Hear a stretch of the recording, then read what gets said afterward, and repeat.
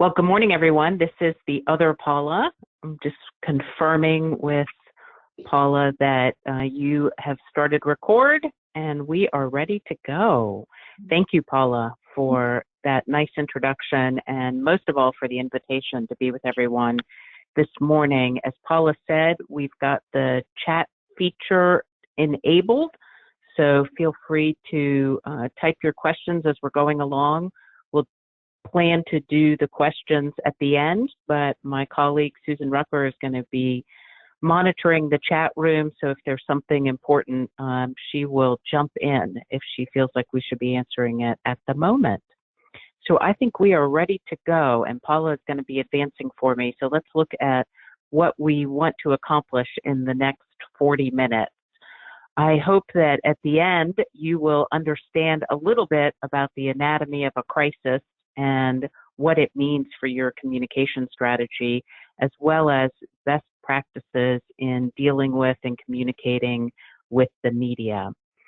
So on the next slide, we have a compilation of some of the textbook diagrams for communication or for crisis. So we start with that warning, and then there's some risk assessment. We've got the actual event, what the response is to that event, managing what is happening, a resolution, recovery, and then hopefully we end with that. So going to the next slide, where do you think we are on the COVID-19 crisis? I would say that we really are still in the event. We're figuring out our response and our management. So those third, fourth, and fifth circles, the event is continuing to unfold. This is not a quick event, and there's lots of debate of how long it will happen. But if you think about it, we continue to have response and management that is changing constantly. So when we're in a crisis, there's an important question to ask constantly, every day. Who needs to know? And so you have internal stakeholders, and this is just the beginning of a list. You may have others that you would want to add. Your residents, your employees, the families of residents and employees, and depending on what kind of board of directors you might have, many, many external stakeholders, your community, those people who might have been considering your location to become a resident, families of those potential clients and residents, government officials, regulators, health departments for this current crisis, your peers, so your fellow CCRCs, as well as the media. But our focus this morning is really going to be on the media. And I often would say that this who needs to know was my shortcut crisis communications plan, that if I had a one-page crisis communications plan, it was this: who needs to know. And having lived through and managed a number of crises in my public relations career, I came to put this sign up, and it worked well for day-to-day as well as crises. So on the next slide, we'll look at some of the key elements in communicating in a crisis. And this is really both for internal and external audiences. Very critical that you appoint a spokesperson. And in times of crisis, it needs to be the top person, the CEO, the president, the board chair, but generally the CEO of your organization. You need to be communicating often and having a consistent schedule. So whether we're talking about internal or external, you need to keep the information flowing, and people are hungry for information during crises. And so having a consistent schedule and sticking with it. At the Wilder School, we have been doing every morning an email from the dean. And she and I talk very early in the morning, and we develop, here are the key things that people need to know. And as you can imagine, at a university with going online for teaching, there are many, many messages that come in. And so we decided early on in the crisis, we want to have one message going out to faculty and staff every morning, and they appreciate that.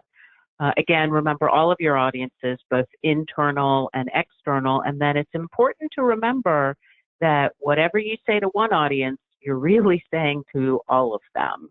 In these days of email and texting and social media, whatever you put out, assume that it's not just for internal eyes, but that it could go out externally as well. So with our next slide, we'll now really sharpen our focus on media relations.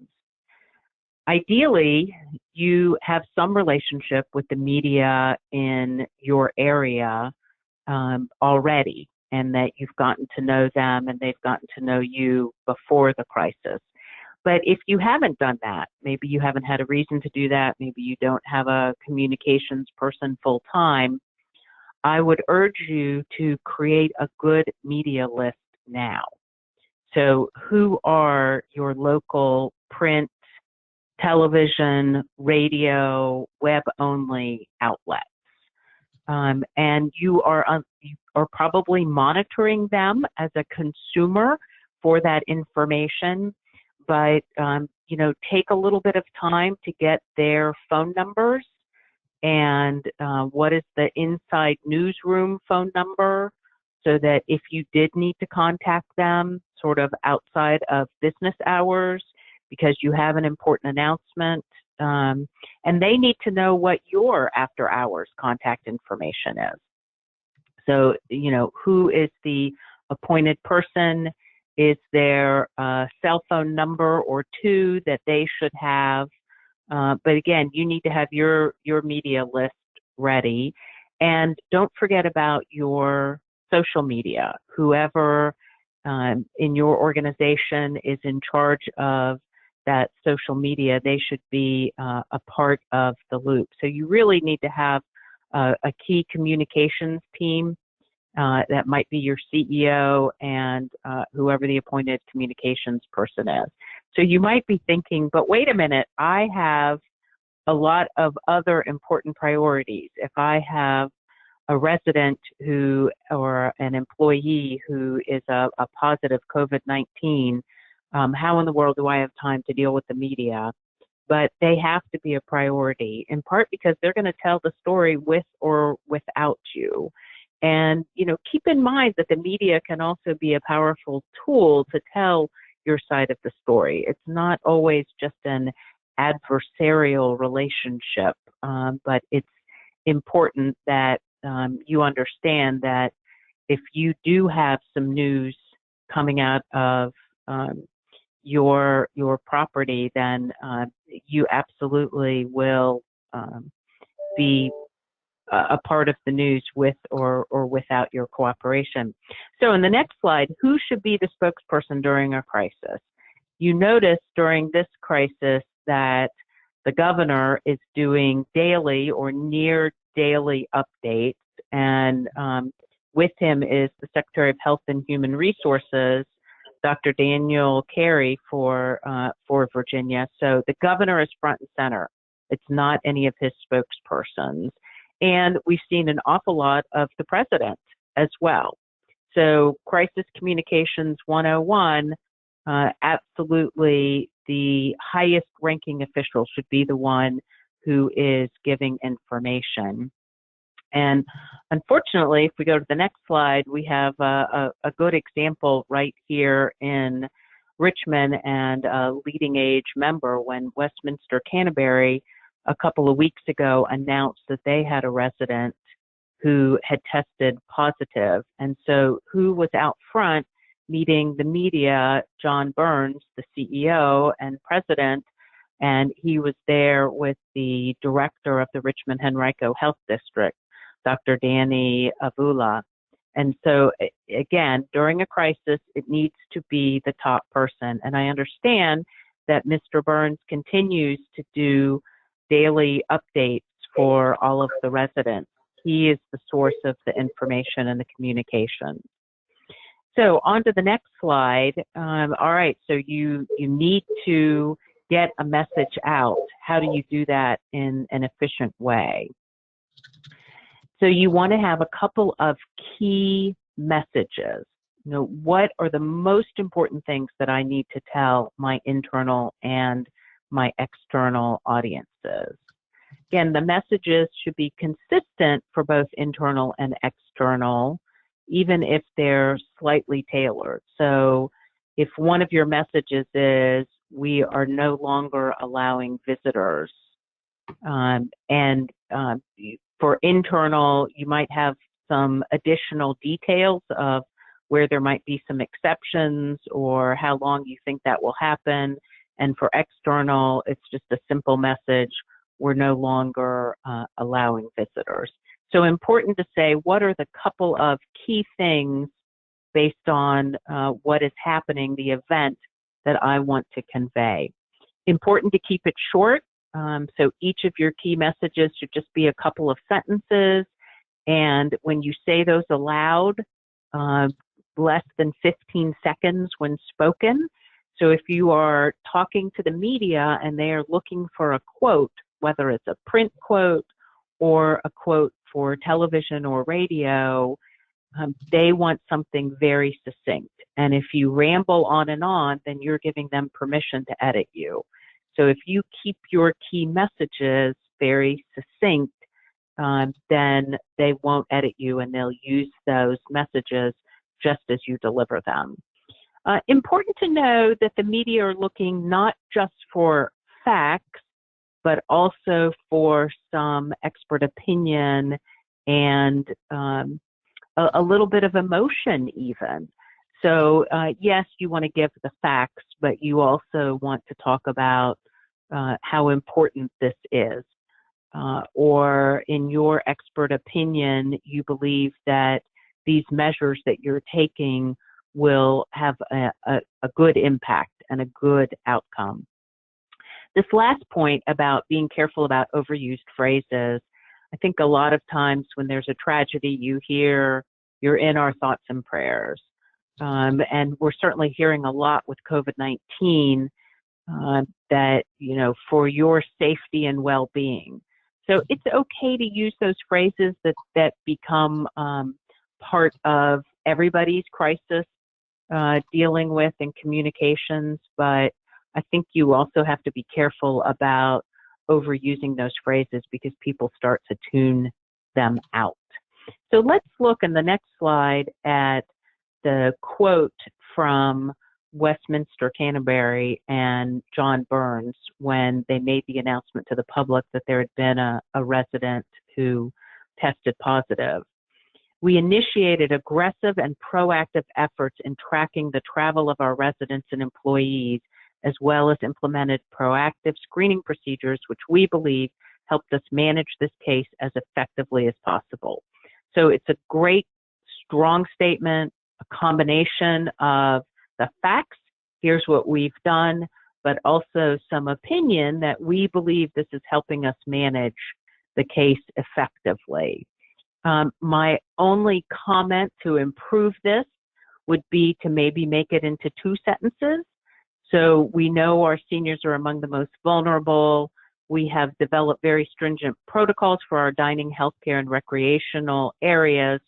So that would perhaps be a period. Oh, we've moved on to the next one. Okay. So, so what if you get the question? What are you doing to help prevent the spread of COVID-19 and to keep it out of your location? So you want to start with that conclusion. We know seniors are among the most vulnerable. We've developed very stringent protocols for our dining, healthcare, and recreational areas to help protect our residents. You might want to add residents and employees.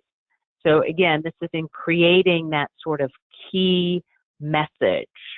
So we know that it's very important at a senior facility because older residents are vulnerable to this COVID-19, to the coronavirus. Here's what we're doing. And then maybe add some additional details that the protocols include what we're doing in the dining area, that they can only take out. We've closed our dining room. Our employees are using protective equipment, and we're not allowing visitors to come in at this time. So thinking a little bit more about these key messages on the next slide, every word counts. And so that means as you are thinking about them, again, are you using strong words? Are you not using contractions? We're doing everything we can do. Instead, say, we are doing everything we can do. In delivering the message, if you're doing this in person or on videotape, maybe your CEO has a video message that is going out to all of your residents, you want to be energetic, but you also want to be appropriate. I've seen some folks who are talking about the pandemic, and they're very smiley. So they're trying to look pleasant, but you want to be appropriate in your tone and in your facial expression if it's in person, but you also want to have a level of energy and keeping your message direct and simple. So I keep harping on that to keep it simple. So moving on to some interview do's and don'ts. So if in fact you are doing an interview, again, it could be on camera or simply over the phone, you want to prepare those key messages. You want to make sure if the media is inquiring that you're following being very honest and open and prompt. So with your key messages, again, you don't want to disobey any HIPAA rules or any personnel rules, but you want to be as open as you can if you have a problem, if you have some people who have tested positive. Attention spans are very short these days, and so you want to be emphasizing your important points right up top. Keep your cool and keep your guard. We're all tired and stressed out, but if you're interacting with the media, you want to make sure that you're doing it in the most professional way. So some don'ts: be careful about jargon, like saying other CCRCs. Most folks won't know what that stands for. Don't bury the facts, just get them out there. If you can't comment on something, don't say no comment. I think it's a red flag for most media. So have another phrase ready. It's not appropriate for me to comment at this time. I don't really have any information on that. I'd be happy to get back to you, or it's not appropriate for me to give you any additional details about the resident. I'm sure you understand that we have to protect privacy and confidentiality. Also, be very careful about off-the-record or background comments. Maybe a media person calls you and says, well, how do you think that the state health department is handling this? You would not want to say, well, I don't want my name connected to this, but blah, blah, blah, blah, blah. So I'm a big believer that anything you say to the media could be published, could be broadcast. So stay away from no comment or off the record. But it's okay not to answer a question. You can say, I'm not the right person to answer that, or I don't have any information on your question. I don't have an answer for that. Paula. So next slide. Paula, yes. We have a question asking whether or not you should trigger an interview. So for example, if you have a case that's confirmed, a COVID-19 case that's confirmed, are you better off to try to contact the media and trigger an interview and get your story out and do it in person? Or are you better to send a press release and then let the media come to you and have them follow up and take up the story? Do you have an opinion on that? Yeah, that's a great question. I believe that if you have bad news, it's better for you to break it. So for you to be the source. Whether or not you say we're going to hold a news conference or a news briefing, but at this point, there's so many positives. I think that the media are kind of picking and choosing, well, which ones are we really going to follow up on?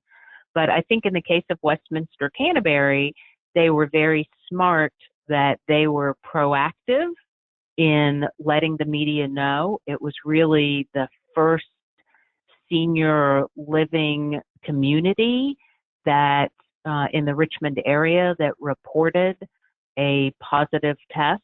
And so they really got out in front of it. At this point, a couple of weeks later, we have so many.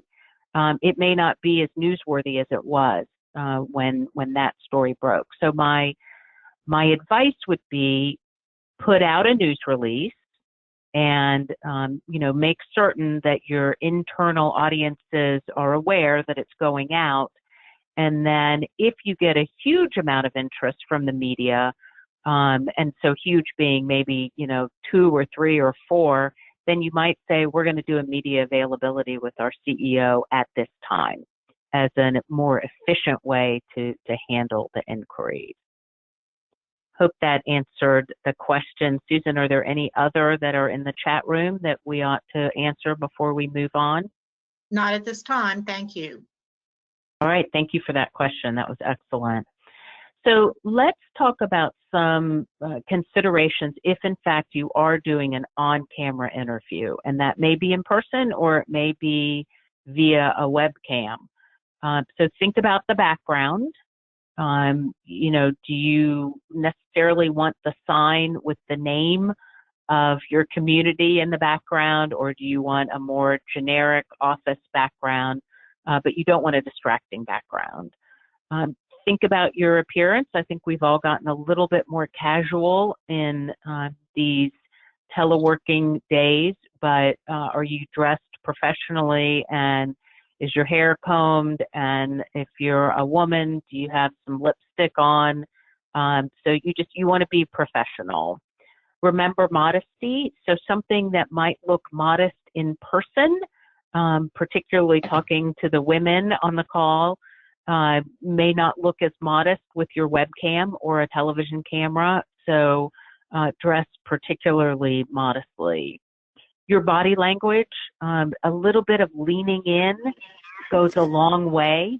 So that definitely signals confidence and a sense of urgency. I'm hearing a little bit of feedback, so I don't know if someone has joined and needs to mute. In person, if there's a camera involved, you always want to look at the reporter, not the camera. But it's actually opposite if you're doing a webcam. You do want to look into the camera so that your eyes are looking forward, and be careful about eliminating distractions behind you.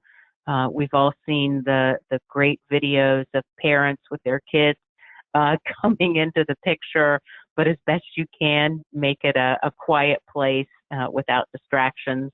And finally, most importantly, and hopefully this isn't blocked by your controls, always assume that you are on camera. Always, always, always assume you're on camera. So from the moment you click in, you don't want to do or say anything that you would be sorry is being recorded or is being broadcast.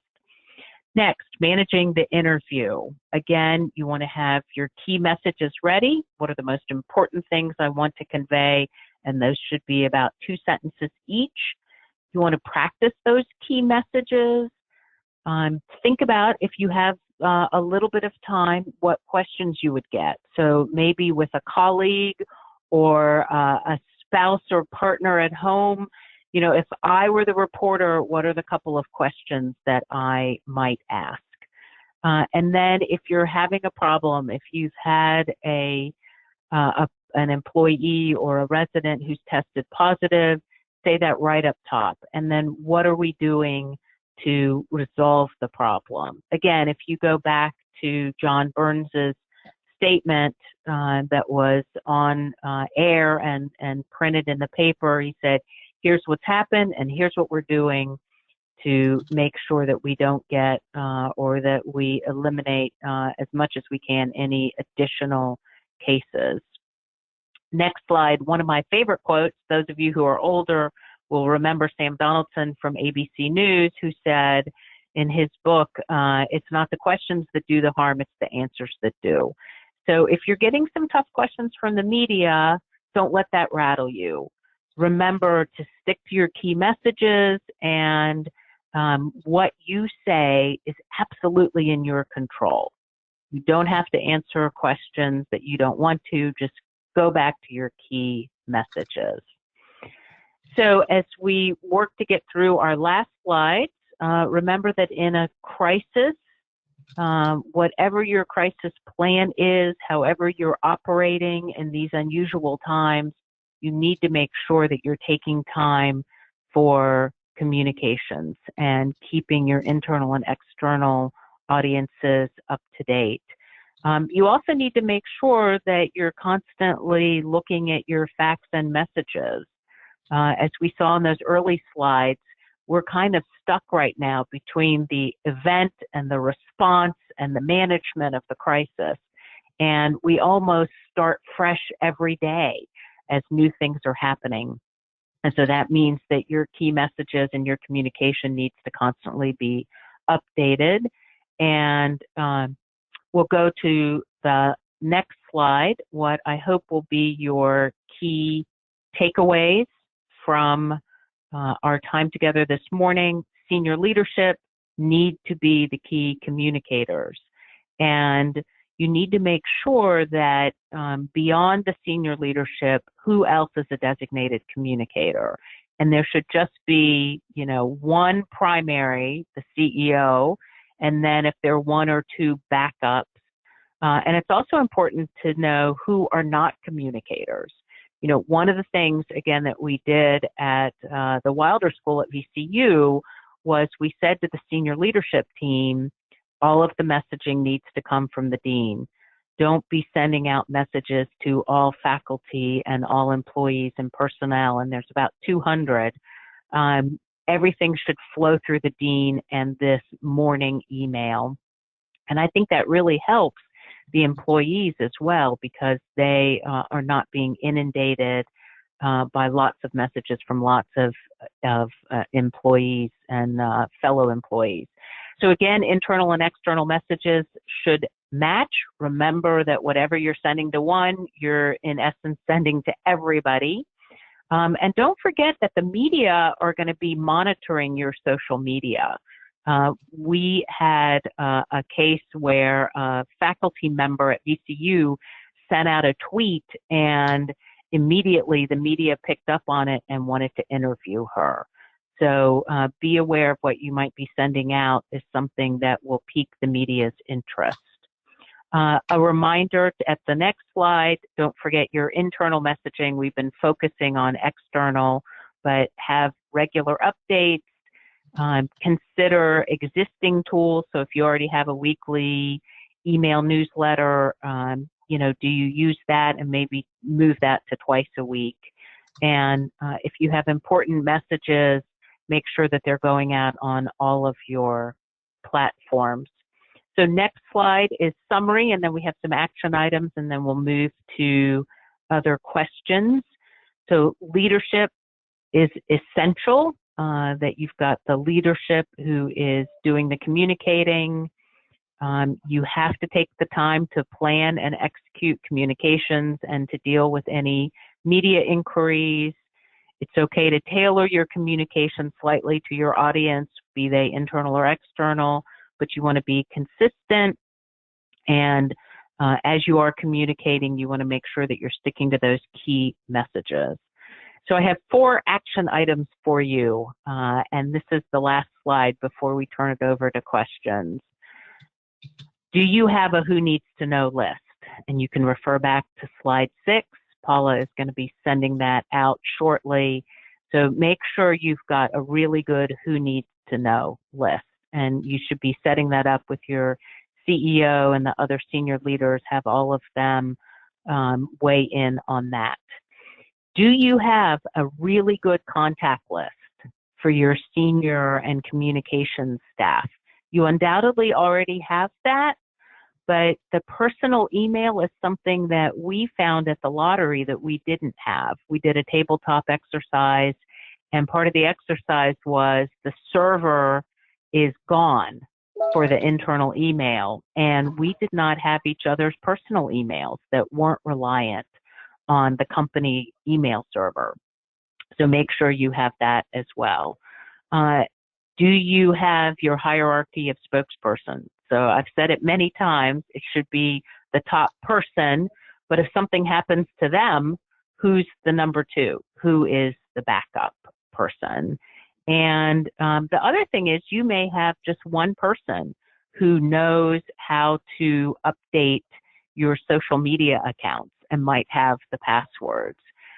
Does that person have a backup or two? So if the person who is your Facebook and your Twitter person is suddenly incapacitated, is there somebody else who knows how to do the updates and has the passwords? And with that, we now have some time for additional questions. And I'm going to try to move my screen over so that I can see the chat as well. So I think Susan and Paula are going to help with the questions. So Paula, I have a question or a clarification for folks. For example, when you talked about the Wilder School, you talked about the dean. Well, the dean is not the president of the university. Can you talk about who the senior person is in multi-site environments? And for example, if I look at LifeSpire, which is one of the LeadingAge members, they have 4 campuses. Should it be the central office that's responding to the media, or should it be the executive director at those campuses? And then a second part of that question is, while you've been talking a lot about the media and that messaging needs to come from the CEO, many people on an internal basis do have others who cascade messages down to their staff. Is that appropriate in a crisis? So 2-part questions. How do you deal with organizations that might have multiple parts, and who's considered the CEO? And then is it only the CEO that communicates internally? Even though we're talking here about media, we still have to think about our internal audiences. Great, thank you, Susan. So for the multi-sites question, I would want to ask the question of whoever the CEO, for example, of LifeSpire is. And my recommendation is that the CEO on the campus handle the communications for their campus, because those are people who are familiar with the individual challenges and the uniqueness of their campus. They probably are known in their community, and I mean their community, not only the campus, but also the broader community. So I would say the local CEO for most cases, but I would also want to check with whoever the big boss is. So if it is a corporate entity, but I think for the employees and for the residents on each campus, they're going to be more familiar with the CEO. And if you introduce the CEO's boss, so to speak, it would be a name that is unfamiliar. Now, there might in fact be some messages that do need to come from headquarters. If there's a big decision, then there might be times when that the CEO's boss, so to speak, would be the most appropriate. But short answer, generally, I think the local leadership should be the one who is sending out messages. In the case of the Wilder School, of course, the president of the university and the provost are making decisions, and they have messages going out as well. But for the people who, and sort of their big boss is the dean, and I think they appreciate that familiar name and face. So again, quick answer, I think local leadership is better. And then the second question was, but if say the communications or marketing person is really the one who people know for internal, should that continue? I think that could continue, but I would still add a message from the CEO. So although, so in the case of what's happening at VCU, I'm kind of the technical person and the writer behind the message of the daily morning emails, but it's still coming from the dean. So the CEO doesn't necessarily have to do all the work in the writing and the messaging, but I do think it sends a very important message that is coming from the CEO, or if it's coming from the usual person, maybe the marketing person or the communications person, does it start with a brief message from the CEO? We don't have any incremental questions at this point. So Paula Robolewski, I think we are at our 40 minutes. Certainly we would be happy to take any incremental questions, or I speak for Paula Otto that she would be happy to, but we also want to be sensitive to people's time. And so that concludes the prepared remarks, and there are no additional questions in the chat room.